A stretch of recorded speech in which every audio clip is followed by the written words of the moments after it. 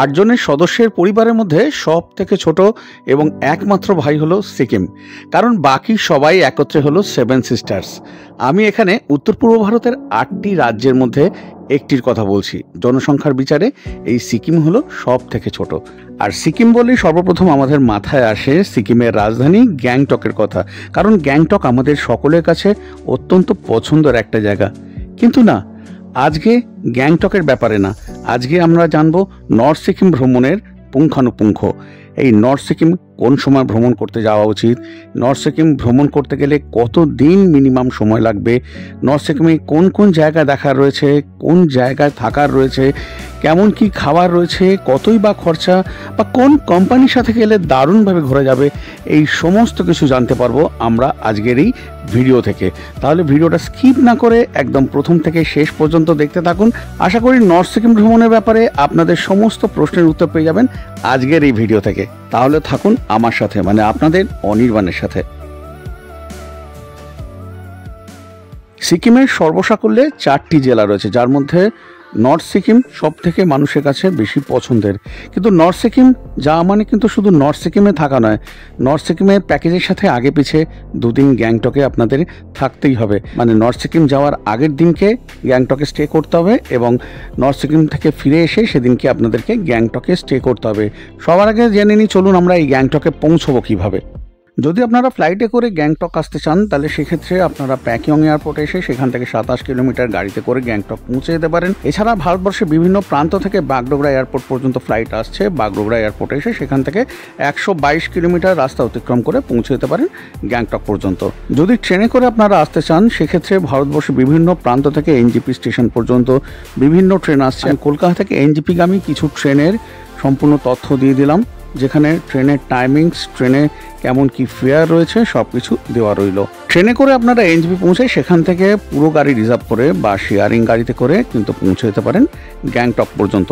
এছাড়া কলকাতা থেকে বিভিন্ন বাস অপারেটরের দারুণ দারুণ বাস ছাড়ছে, সেই বাসে করে কিন্তু আপনারা একদম কলকাতা থেকে শিলিগুড়ি পর্যন্ত পৌঁছে সেখান থেকে শেয়ারিং গাড়ি বা পুরো গাড়ি রিজার্ভ করে একদম পৌঁছে যান গ্যাংটক পর্যন্ত। কেমন কি ফেয়ার আমি স্ক্রিনে দিয়ে দিলাম। যদি গাড়িতে না যেতে চান, সেক্ষেত্রে শিলিগুড়ি এসএনটি বাস স্ট্যান্ড থেকে বাসে করেও কিন্তু আপনারা গ্যাংটক পৌঁছে যেতে পারবেন, যদিও এতে টাইম একটু বেশি লাগবে। আর ভাড়া মোটামুটি নন এসি বাসে 275 টাকা আর এসি বাসে 500 টাকার মতো। এসএনটির এই বাস কিন্তু আপনাকে একদম গ্যাংটক এসএনটি স্ট্যান্ড পর্যন্ত পৌঁছে দিলেও শেয়ারিং গাড়ি কিন্তু আপনাকে দেওরালি পর্যন্ত পৌঁছবে। সেখান থেকে ছোট গাড়িতে করে আপনাদেরকে পৌঁছতে হবে আপনাদের হোটেল পর্যন্ত। এবার আমার 4 রাত্রি 5 দিনের গ্যাংটক টু গ্যাংটক নর্থ সিকিমের প্যাকেজে আমি বেছে নিয়েছিলাম অত্যন্ত বিশ্বস্ত একটা প্রতিষ্ঠান ট্যুর কিংডমকে। এদের সম্বন্ধে সব কিছু আপনাদেরকে জানাবো, শুধু থাকুন আমার সাথে। নর্থ সিকিম কখন যাবেন? নর্থ সিকিম যাওয়ার সেরা সময় হলো মার্চ থেকে মে পর্যন্ত, আর ওইদিকে অক্টোবর মাস থেকে মিড ডিসেম্বর পর্যন্ত। কারণ জুন থেকে সেপ্টেম্বর পর্যন্ত বর্ষার জন্য প্রচুর বৃষ্টি হয়, আর মিড ডিসেম্বর থেকে ফেব্রুয়ারি পর্যন্ত তুষারপাতের জন্য কিন্তু রাস্তা বন্ধ থাকে। নর্থ সিকিম যেতে গেলে কিন্তু পারমিটের দরকার হয়, তার জন্য যে যে ডকুমেন্টস দরকার আমি স্ক্রিনেতে দিয়ে দিলাম। আপনারা গ্রুপে যতজনই যান না কেন, প্রত্যেকের কিন্তু ইন্ডিভিজুয়াল ডকুমেন্টস লাগবে।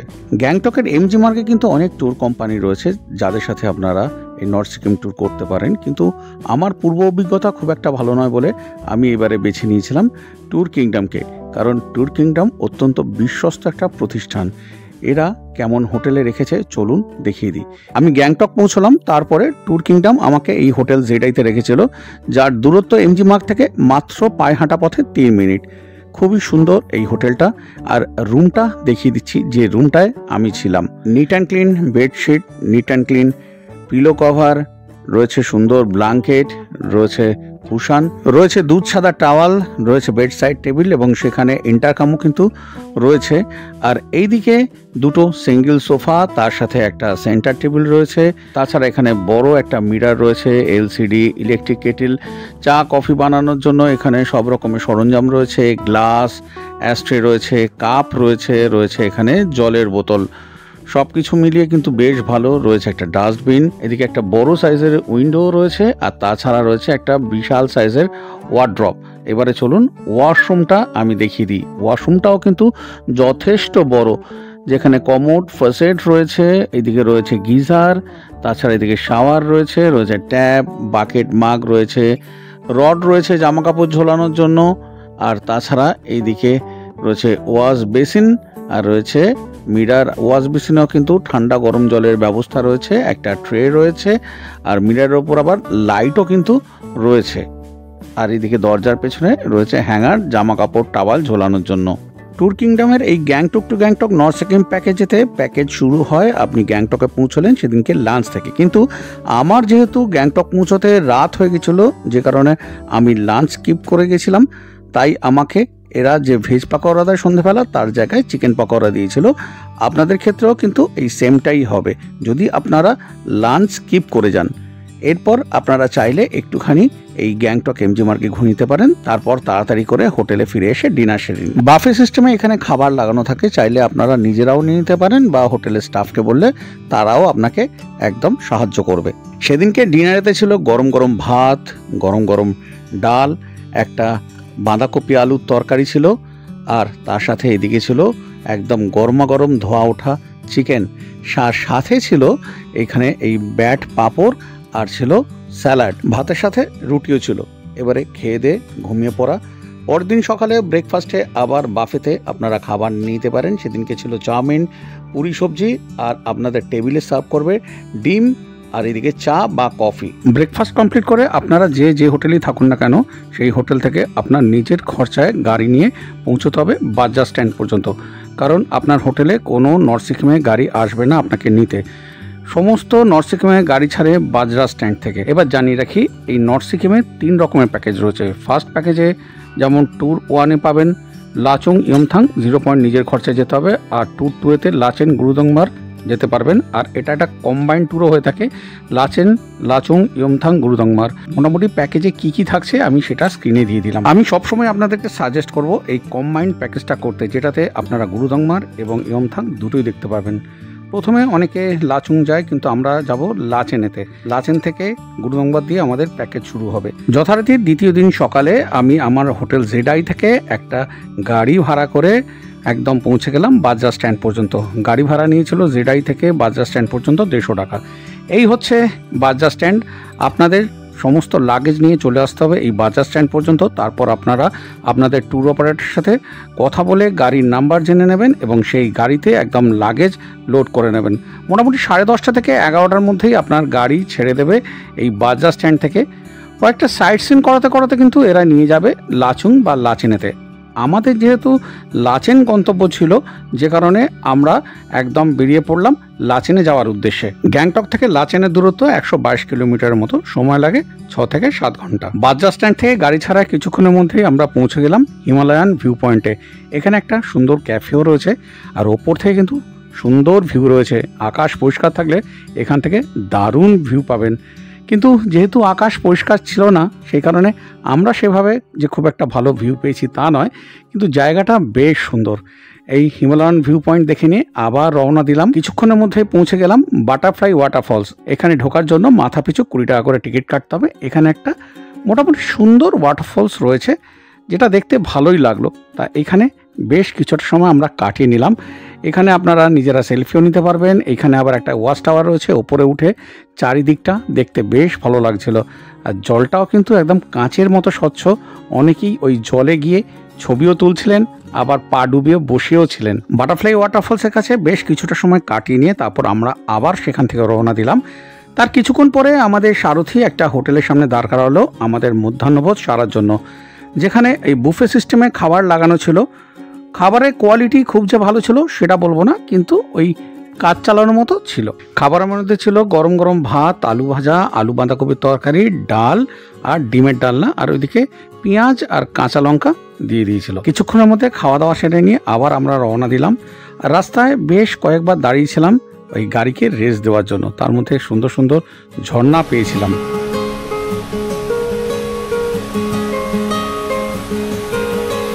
রাস্তার অবস্থা এতটাই খারাপ ছিল যে সেদিন লাচেন পৌঁছতে আমাদের কিন্তু বেশ রাত হয়ে গেছিল, কিন্তু আমাদের হোটেলটা ছিল অত্যন্ত সুন্দর, বাইরে থেকেই দারুণ লাগছিল। তারপরে যে রুমটা আমাকে দিয়েছিল দেখাচ্ছি, অত্যন্ত সুন্দর একটা রুম, একদম পরিষ্কার পরিচ্ছন্ন একটা রুম, যেমন দেখতে পাচ্ছেন একদম উডেন ফিনিশিং রয়েছে ওয়ালেতে, neat and clean bed, towel রয়েছে, রয়েছে সোফা, রয়েছে ইলেকট্রিক কেটেল, মিরার, ওয়ার্ড্রপ রয়েছে, সব কিছুই কিন্তু রয়েছে রুমটার মধ্যে। আর এই হোটেলের সব রুমই কিন্তু এরকম সুন্দর। আর এই হচ্ছে ওয়াশরুম, বিশাল সাইজের ওয়াশরুম, যেখানে ওয়াশ বেসিন, মিরার রয়েছে, শাওয়ার, ট্যাপ রয়েছে, গিজার রয়েছে ছিল, এদিকে বাকেট, মাগ, তাছাড়া এদিকে রয়েছে ডাস্টবিন, রয়েছে কমোড, ফাসেট, এদিকে রড রয়েছে জামা কাপড় ঝোলানোর জন্য। সব মিলিয়ে বেশ ভালো। আর এটা হচ্ছে ওদের ডাইনিং এরিয়া। এখানে কিন্তু বাফেতে ডিনার লাগানো ছিল। ডিনারেতে এদিকে ছিল স্যালাড, ছিল এদিকে পিকল, এদিকে ছিল রুটি, তারপরে ছিল এখানে গরম গরম ভাত, তারপরে এদিকে ডাল, ডালে পরে একটা দারুণ আলুর দম ছিল, আর ছিল ডিমের কারি। ডিনার সেরে চেষ্টা করবেন যতটা তাড়াতাড়ি সম্ভব শুয়ে পড়ার, কারণ পরের দিনকে কিন্তু যতটা তাড়াতাড়ি বেরোতে পারবেন ততটা সুন্দরভাবে আপনারা প্রকৃতিকে উপভোগ করতে পারবেন। ডে 3-তে আমাদের যেতে হবে এই গুরুদংমার লেক, যার উচ্চতা 17,800 ফুট। আর লাচেন থেকে গুরুদংমারের দূরত্ব হচ্ছে 65 কিলোমিটার। যেহেতু অনেকটা হাই অল্টিটিউডে যাব, যে কারণে যতটা তাড়াতাড়ি সম্ভব বেরোতে পারলে তাহলে কিন্তু এই প্রবলেমের হাত থেকে কিছুটা মুক্তি পাওয়া যায়। আর যেসব জিনিস অতি অবশ্যই আপনাদের সাথে রাখবেন তার মধ্যে এই পোর্টেবল অক্সিজেন সিলিন্ডার, কর্পূর, এইদিকে হোমিওপ্যাথি, কোকা 6 বা কোকা 30 ওষুধ। যদি আপনাদের গ্রুপে কারোর ব্রিদিং প্রবলেম হয় সেক্ষেত্রে এইগুলো কিন্তু আপনাদেরকে উপকার দেবে এবং জীবনদায়ী হিসেবে কাজ করবে। যদিও আপনারা হোটেল থেকে ব্রেকফাস্ট সেরে বেরোবেন, তাও চেষ্টা করবেন কম করে খাওয়া দাওয়া করতে, কারণ বেশি খাওয়া দাওয়া করলেই কিন্তু পাহাড়ি রাস্তায় গা গুলোয় এবং তার থেকে ভমিটিং টেন্ডেন্সি আসে। আর যদি খিদে পায়, মাঝখানে গাড়ি দাঁড়াবে, সেখানেও কিন্তু আপনারা ব্রেড, বাটার, জ্যাম, চা, এছাড়া ম্যাগি এসব কিন্তু পেয়ে যাবেন। যাই খাবেন না কেন একটু হালকার ওপর খাবেন। আবার পথে যেতে যেতে আপনারা কিন্তু স্নোফলও পেয়ে যেতে পারেন। তা চলুন, এবারে আমরা আর কিছুক্ষণের মধ্যেই পৌঁছে যাব গুরুদংমার লেক।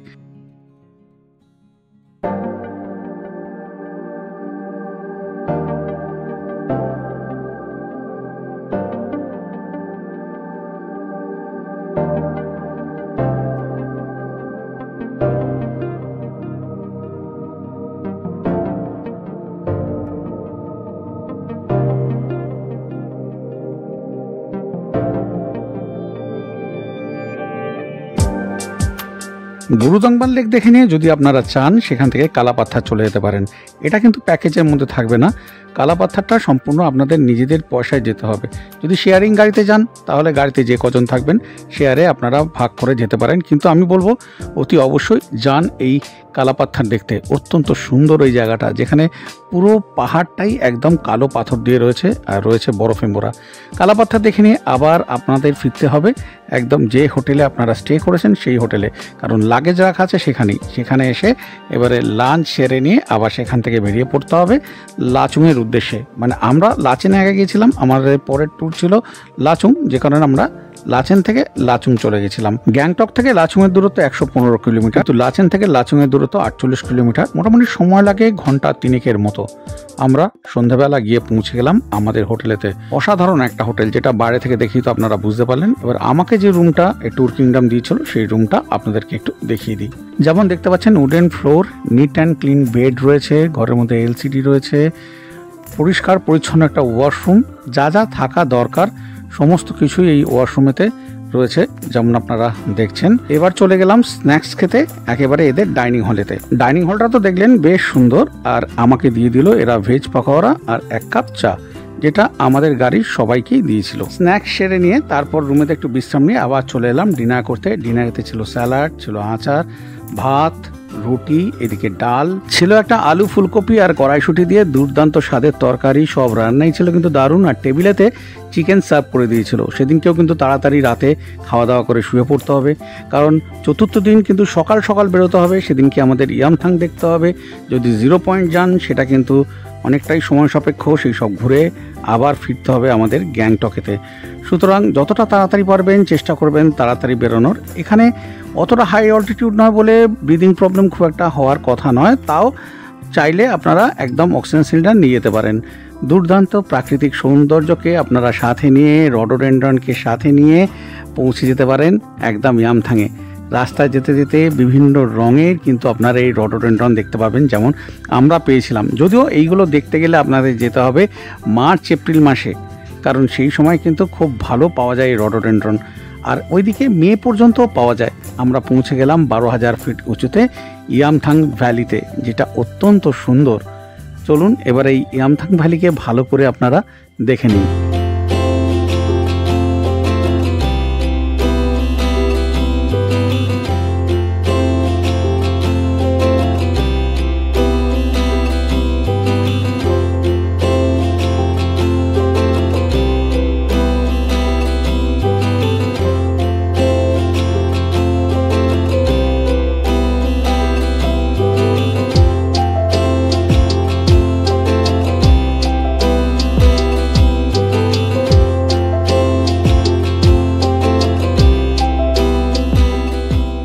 ভ্যালি দেখার সাথে সাথে যদি চান আপনারা একটু হেঁটে নিচের দিকে একদম এই যে নদী রয়েছে, নদীর পাড়েও কিন্তু চলে যেতে পারেন। বেশ কিছুটা সময় এখানে কাটিয়ে নিতে পারেন। ইয়ামথাং ভ্যালিতে টাইম কাটিয়ে তারপরে যদি আপনাদের মনে হয় আপনারা 0 পয়েন্ট চলে যেতে পারেন বা কাটাও যেতে পারেন, কিন্তু এইগুলো প্যাকেজের মধ্যে ইনক্লুড না। এইগুলো যেতে গেলে আলাদা করে আপনাদের টাকা দিয়ে যেতে হবে। মোটামুটি ওই 3.5 থেকে 4,000 টাকা করে পড়বে এই গাড়ি পিছু। 0 পয়েন্ট বা কাটাও আপনারা যেতেও পারেন, নাও যেতে পারেন। সেদিনকে কিন্তু আপনাদেরকে ব্যাক করতে হবে গ্যাংটকে, এবং গ্যাংটকে এসে সেদিনকে নাইট স্টে করতে হবে। ইয়ামথাং 0 পয়েন্ট দেখে নিয়ে আপনাদের ফিরতে হবে লাচুংয়ের সেই হোটেলে, যেই হোটেলেতে আপনারা নাইট স্টে করেছিলেন, কারণ আপনাদের লাগেজ কিন্তু সেখানেই রাখা রয়েছে। সেখানে এসে এবারে লাঞ্চ সারতে হবে। লাঞ্চে আমাদের ছিল ভাত, ছিল ডাল, ছিল আলু বেগুন দিয়ে একটা তরকারি, আর ছিল ডিমের ডালনা। এইসব খেয়ে আবার রওনা দিতে হবে গ্যাংটকের উদ্দেশ্যে। এইবারে রাস্তায় যেতে যেতে সুন্দর সুন্দর ওয়াটারফল পড়বে, সেখানে একটুখানি গাড়ি দাঁড়াবে, গাড়ি রেস্টও দেবে।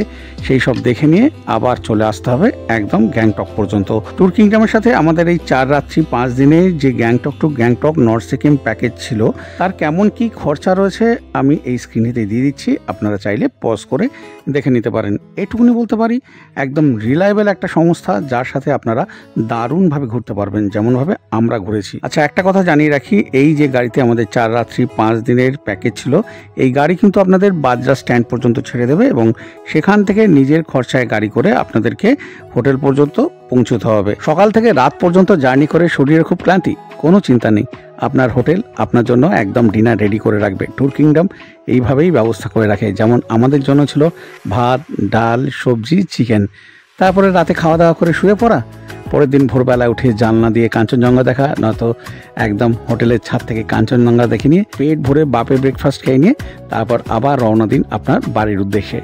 তাহলে আজকের এই নর্থ সিকিমের ভিডিওটা আপনাদের কেমন লাগলো? মনে হলো কি ইনফরমেটিভ?